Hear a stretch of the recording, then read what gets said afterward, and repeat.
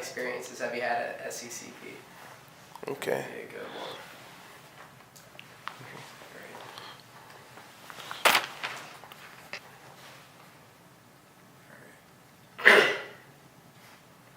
Well, the first thing I'm going to ask you to do, I'm going to have you to state your name, what year you are, and where you're from. All right, I'm Thomas Beam. I'm a P3, and I'm from Cherryville, North Carolina. Also known as Cherryville. Share with me some of your, what led you choose the career of pharmacy? Well, the cool thing about pharmacy is you get to practice health, which obviously I get to help my community. And the other cool thing is it actually still allows for business. So I get to combine two of my favorite interests, which is helping people and also helping myself a little bit.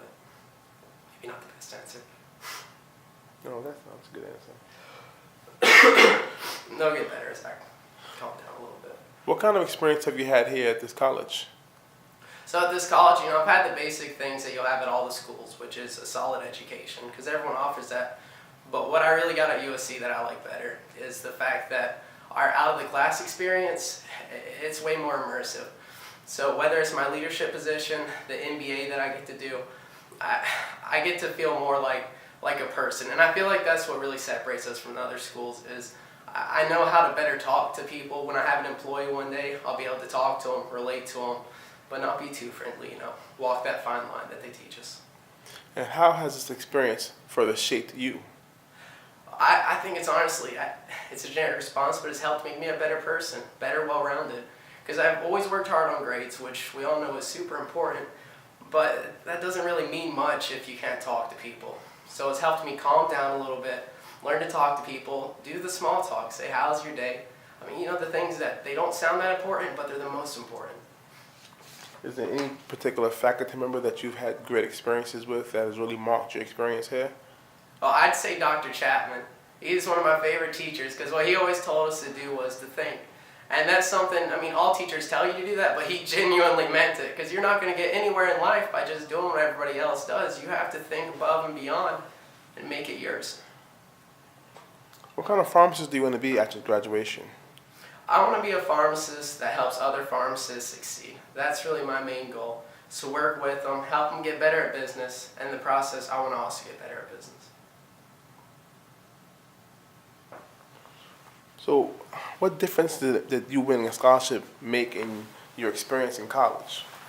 Well, the biggest thing that the scholarship allowed for me to do is it helped calm me down a little bit so that I had the time to do all those extra things. The NCPA presidential position, it let me actually do that, which it takes up a lot of time, but it's such good practice. And on top of that, I get to give back to my profession that I want to do in the future, which I think is unbelievably helpful. Am I talking too fast? You're fine. All right. You're animated, which is good. If you were talking fast but not animated, then it'll be a problem. But because you're animated, it helps. And you're gonna say, because of you, I've been able to do. Okay, give me a second. Think of a good answer to that. Take your time. Take your time. Okay. Because of you, I've been able to help try and spread independent pharmacy throughout our school.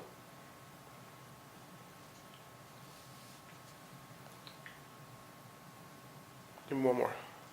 Say it again. Give me another reason. Give me some Alright. more.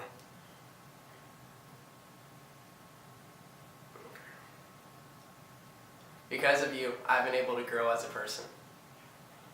I want you to say thank you 5 different ways. Like thank you. Thank you. All right. Thank you. Thank you. Thank you so much. Thank you. Thank you. And one more. Thank you.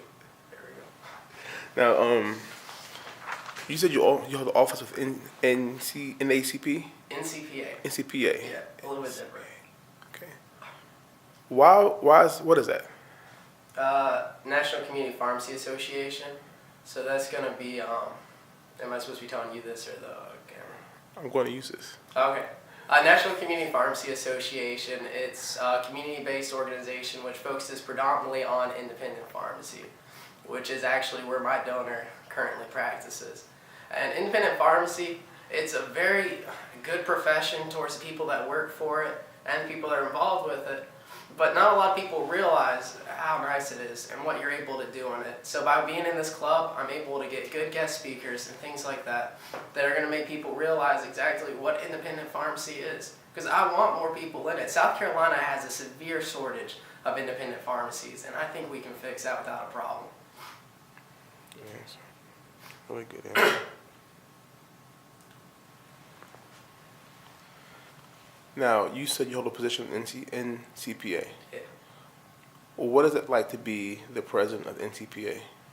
Well, you know, it's like being the president of any organization. So I don't actually own a business, so people don't have to do exactly what I say.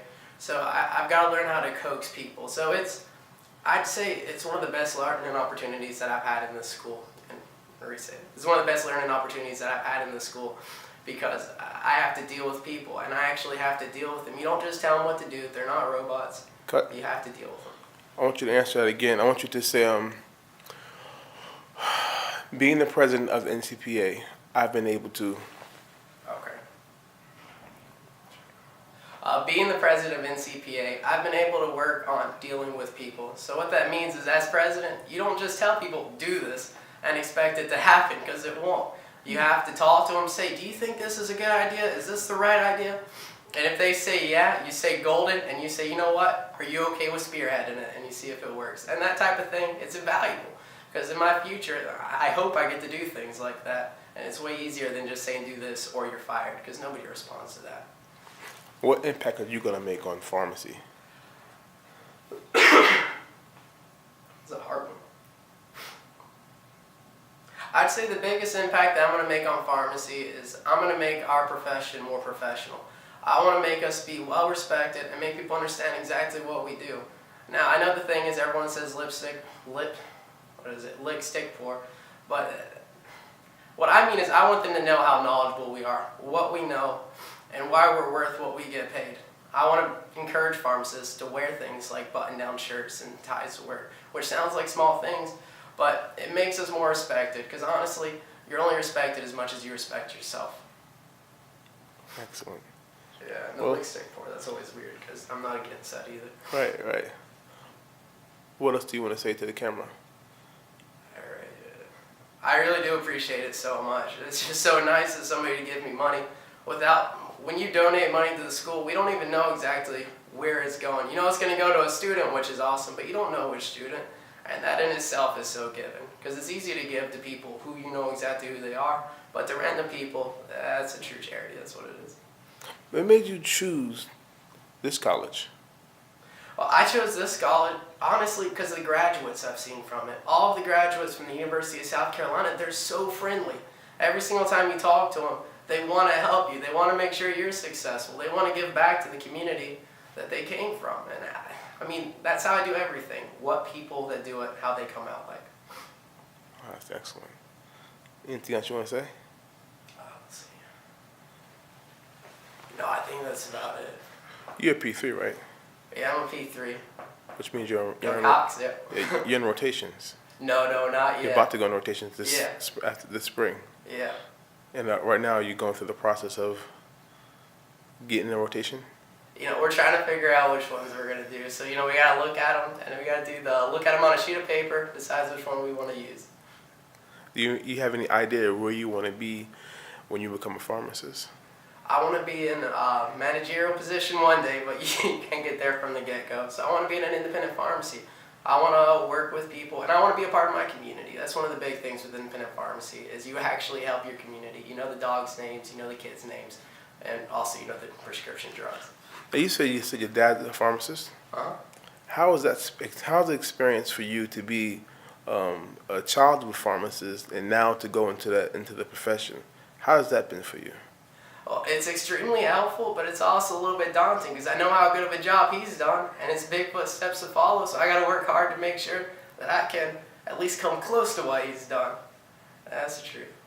So what would you do differently? What are you going to add to it? Because you're actually going to be building upon an establishment because of what he's done, and that's a lot of pressure. So what are you going to do to bring the next phase? You know, are you going to infuse technology? What's going to be next? I say the biggest thing, it always sounds so simple, but it's sustained growth. And that's what my family, we've done for generations, is there's always the short-term growth where you shoot up really rapidly and you do all these great things, but then you tend to fizzle out and your company can die. The biggest thing is you want to make your company have sustainable growth where you're going to actually survive into the future. Because I want to make it when I have kids, they take over the business. Or worst case scenario, my nephews, because they're adorable. All right, looks like we have some good stuff. And cut.